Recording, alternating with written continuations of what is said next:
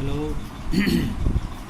Dear student, आज real number पे video बना रहे हैं जो क्लास 10th के लिए है और ये बहुत ही इम्पोर्टेंट टॉपिक है बोर्ड के लिए।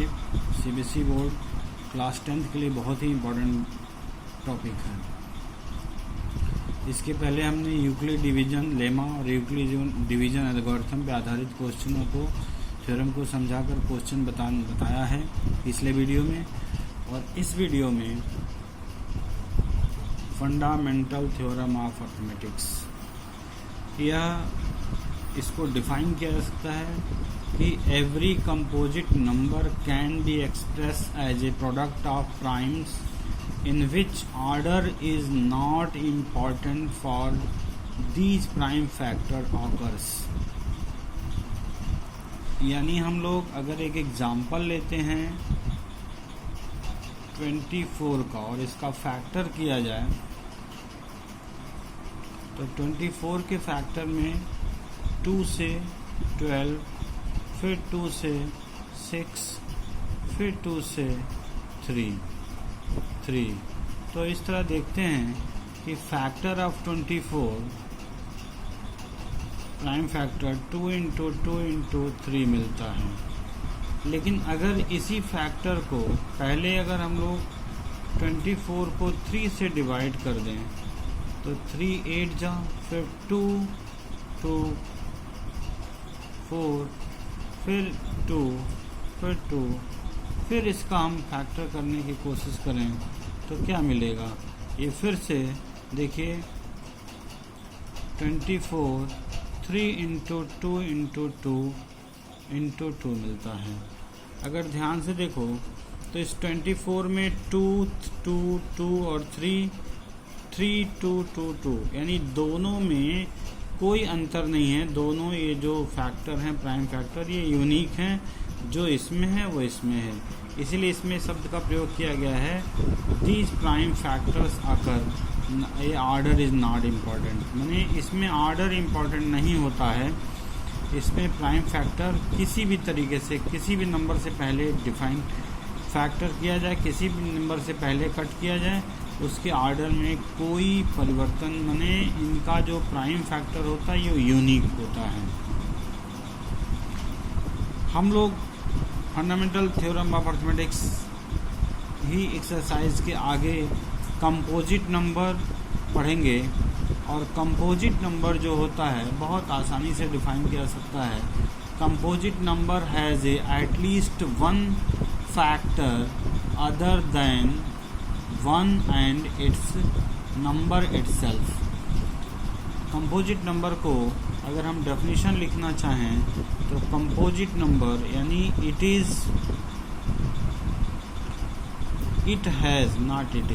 it has at least one factor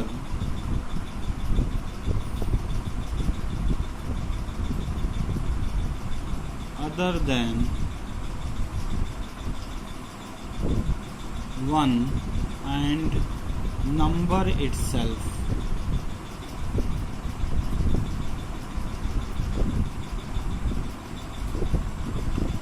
example के लिए 4 कंपोजिट नंबर है तो हम इसका अगर फैक्टर देखें तो 4 का फैक्टर 2 और स्वयं 4 और 1 तो किसी का भी फैक्टर हो सकता है, इसलिए 4 कंपोजिट नंबर है।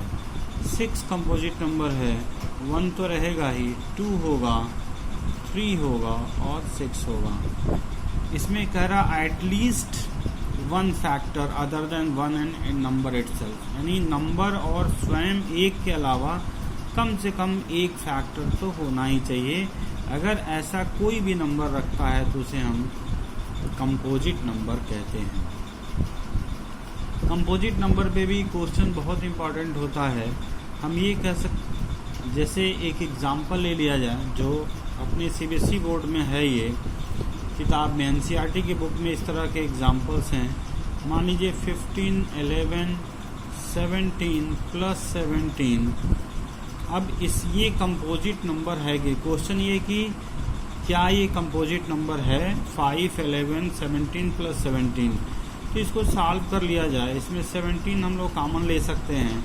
5 इंटू 11 प्लस 1 अर्थात 17 और 15, 55 प्लस 1 यानी 56। इसको फैक्टर किया जाए तो ये हो जाएगा 70 इंटू 2 इंटू 28, और भी फैक्टर कर सकते हैं हम लोग, यानी clear cut 17 into 2 into 2 into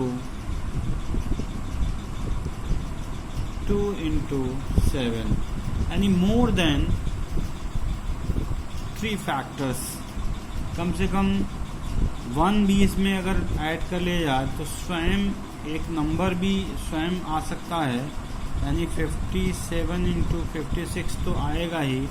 देखिए इसमें मोर देन 3 फैक्टर्स मिल गए, क्योंकि कोई सबसे छोटा कंपोजिट नंबर है तो इसमें 3 फैक्टर्स हैं, तो ये मोर देन 3 फैक्टर्स हैं, इसलिए ये कंपोजिट नंबर होगा। और इस तरह का एग्जाम्पल अपनी बुक में है, केवल यहाँ पे शायद 13 लिखा हुआ है। तो इस तरह का एक एग्जाम्पल है जो कंपोजिट नंबर प्रूफ करने के काम आ सकता है और काफ़ी इम्पोर्टेंट है ये। हम एक बात और कह सकते हैं कि स्मॉलेस्ट कंपोजिट नंबर 4 है और स्मॉलेस्ट ऑड कंपोजिट नंबर 9 है। इसे वर्ली याद किया जा सकता है कि स्मॉलेस्ट कंपोजिट नंबर 4 और स्मॉलेस्ट ऑड कंपोजिट नंबर 9 है। उसके बाद बड़े तो बहुत सारे हो सकते हैं। आगे इसमें जो सबसे इम्पोर्टेंट बात है रेशनल नंबर, हम रेशनल नंबर के बारे में जानने की कोशिश करेंगे जो इसी एक्सरसाइज में है। एक और क्वेश्चन आता है जो बहुत इम्पोर्टेंट है। 12 to the power n, 9 to the power n, 6 to the power n और 4 टू द पावर n। ये क्वेश्चन एनसीईआरटी में भी दिया हुआ है, कम से कम ये एग्जाम्पल का इस सवाल के रूप में दिया हुआ है। ये कहता है कि for any number n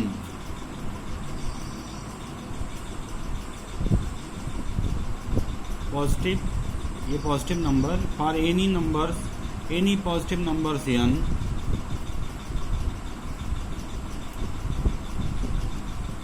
digit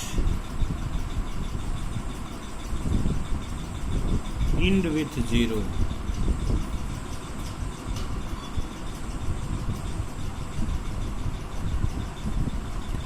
और any number n, any positive integer भी कहा जाता है, any positive number n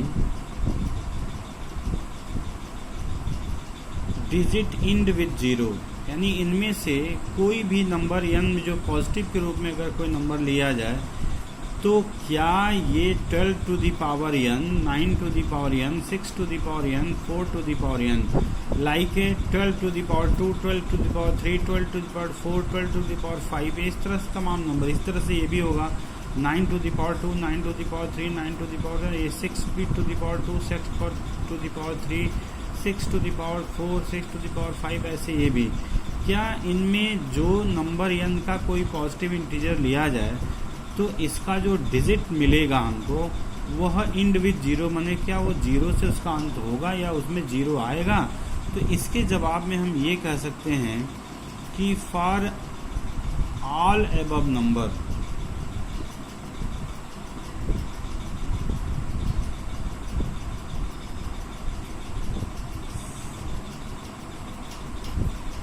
find out the factor.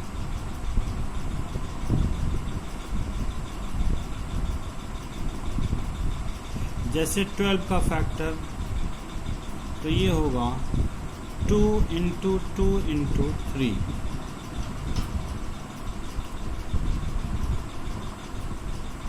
9 का फैक्टर 3 इंटू 3, उसी प्रकार से 6 का फैक्टर 2 इंटू 3 और 4 का फैक्टर 2 इंटू 2। एक बात ध्यान रखें कि कोई भी नंबर किसी भी पावर के लिए उसका अंतिम डिजिट, इंड डिजिट या अंतिम अंक 0 तभी होगा जब उस फैक्टर में 2 और 5 दोनों मौजूद होंगे। लेकिन अगर इन फैक्टरों को हम लोग ध्यान से देखें, 12 का 2 इंटू 2 इंटू 3, 2 तो है पर 5 नहीं है। इसमें तो ना 2 है ना 5 है। इसमें 2 तो है लेकिन 5 नहीं, इसमें भी 2 है लेकिन 5 नहीं है। इसलिए for any number of any positive number of n, any positive number n, such type of digit, यानी यह संख्या का अंत जो है किसी भी दशा में 0 के साथ नहीं होगा। जैसे हम लोग अगर एक एग्जाम्पल के द्वारा इसको समझने का प्रयास करें तो हम इस पर एक एग्जाम्पल ले सकते हैं कि 12 टू द पावर 1, तो ये 12 होगा। 12 टू द पावर 2 तो 144 होगा। 12 टू द पावर अगर 3 ले लें तो 1728 होगा। हम देख रहे हैं कि इसका अंत जो लास्ट डिजिट है, यानी कि अंक जो अंतिम अंक है वो 0 कभी नहीं होगा। इसी तरह से हम इसके भी नंबर्स ले सकते हैं। 9 टू द पावर 1 9 होगा, 9 टू द पावर 2 81 होगा, 9 टू द पावर 3 729 होगा। हम ऐसे सभी नंबरों को देखें तो इसका अंत लास्ट डिजिट 0 नहीं हो सकता। ये clearly bye above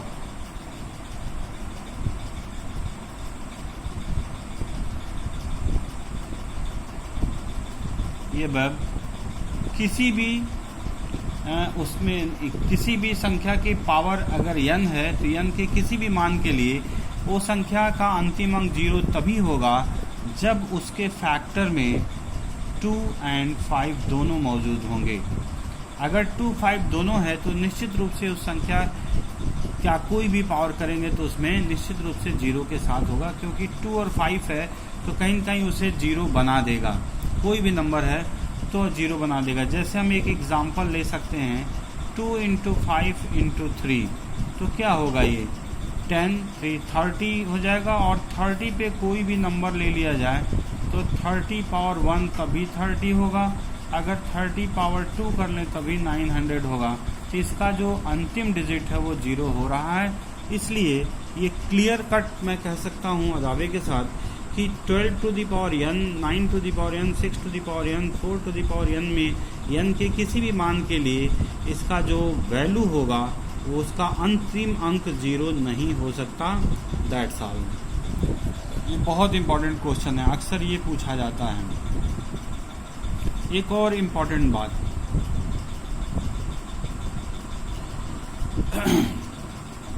decimal representation of given rational number. कोई भी रेशनल नंबर अगर है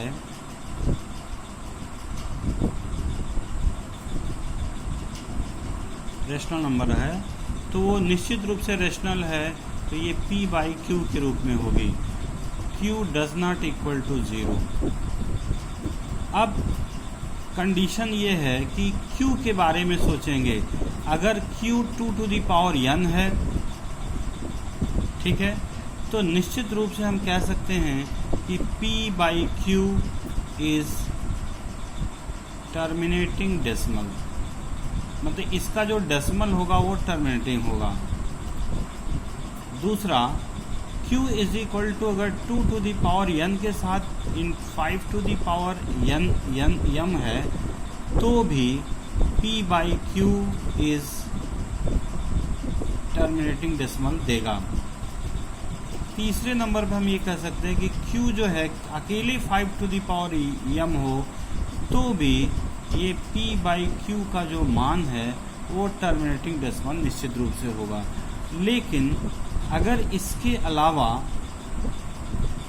q में 2 टू द पावर n हो, इसके अलावा और कोई नंबर आ जाता है, ये 2 to the power n 5 to the power m हो, इसके अलावा 7 टू द पावर p हो जाए, l हो जाए, कुछ भी 7 आ जाए, 3 आ जाए, 5, इनके अलावा कोई और नंबर आ जाएगा तो निश्चित रूप से वो p बाई क्यू की जो वैल्यू होगी, p by Q is non terminating होगा एंड रिपीटिंग होगा। नॉन टर्मिनेटिंग एंड रिपीटिंग, निश्चित रूप से ये नॉन टर्मिनेटिंग एंड रिपीटिंग होगा। इसके बहुत सारे एग्जाम्पल हम लिए जा सकते हैं जो काफ़ी इम्पोर्टेंट हैं और ऐसे क्वेश्चन अक्सर एग्ज़ाम में पूछे जाते हैं कि बिना एक्चुअल डिवीजन किए हुए किसी भी रेशनल नंबर को शो करिए कि वो टर्मिनेटिंग डेसिमल है या नहीं है। कुछ एग्जाम्पल लेते हैं जिससे और ये क्लियर हो जाएगा।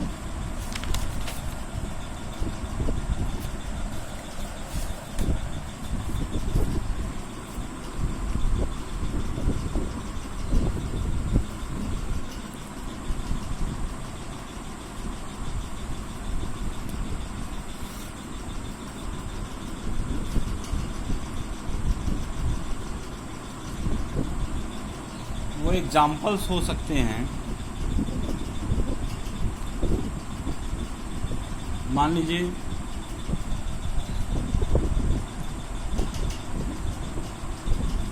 24/125। अगर इसको हम देखें तो ये होगा 24 ये होगा 5⁵। अगर ये निश्चित रूप से टर्मिनेटिंग डेसिमल होगा।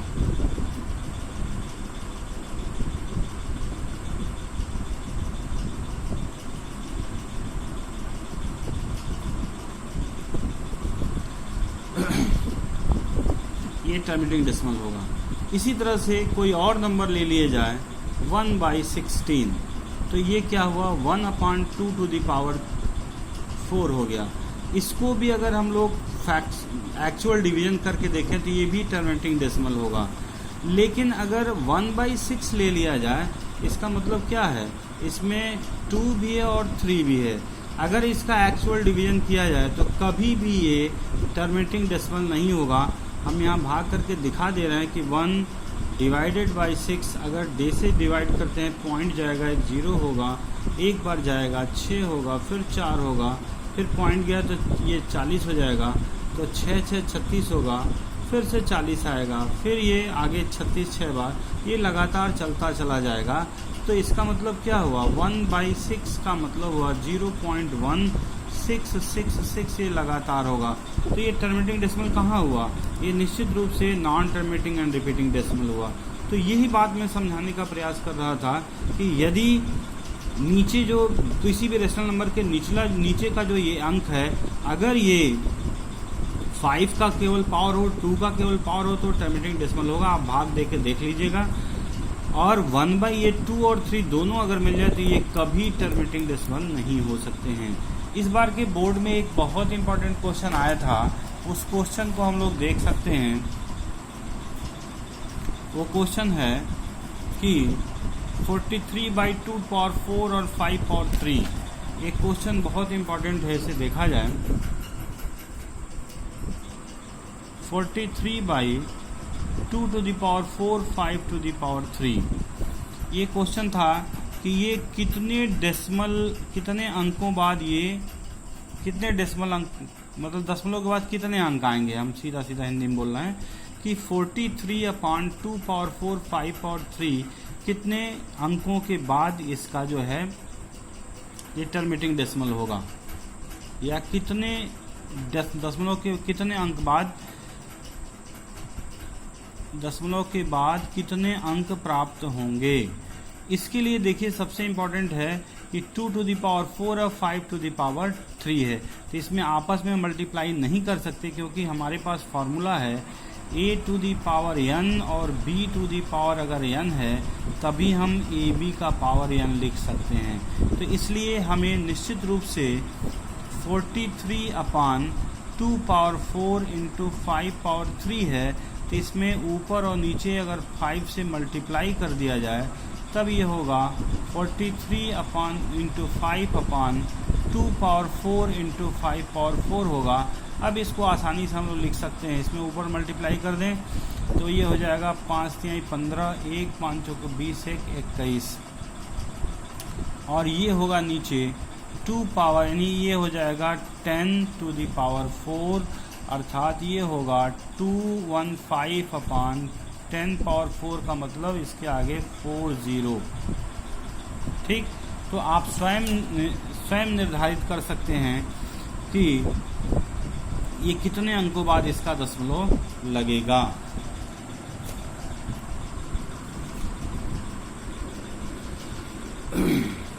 तो ये करीब करीब देख लें।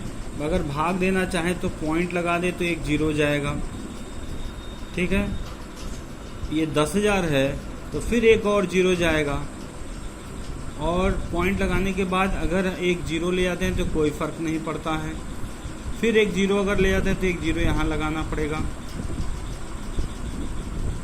तब ये कितना होगा 10,000। इस डिवीज़न को बच्चे तुम लोगों को समझने के लिए हम यहाँ कर दे रहे हैं कि 215 अगर 10,000 से भाग दिया जाए तो देखो 0.0, फिर एक जीरो लगाएंगे तब ना यहाँ जीरो हो जाएगा, डबल बार बढ़ाते एक जीरो जाएगा। अब ये हम लोग 2 बार ले जा सकते हैं तो 20,000 होगा। फिर आगे ये 15 आएगा, 2 जीरो होगा तो फिर एक जीरो बढ़ाएंगे तो 15,000 होगा, तो फिर एक बार जाएगा फिर 5, यानी ये वास्तव में 0.0215, यानी ये दशमलव के बाद कितने अंक हुए, कितने अंक आ रहे हैं, तो 0215, यही इसका आंसर हुआ। कि इसका क्वेश्चन यही था कि दशमलव के बाद कितने अंक मिलेंगे, कितने अंक प्राप्त होंगे विदाउट एक्चुअल डिवीजन। तो इस तरह से हम इस क्वेश्चन को आसानी से कर सकते हैं कि दशमलव के बाद 4 डिजिट हमें प्राप्त होगा।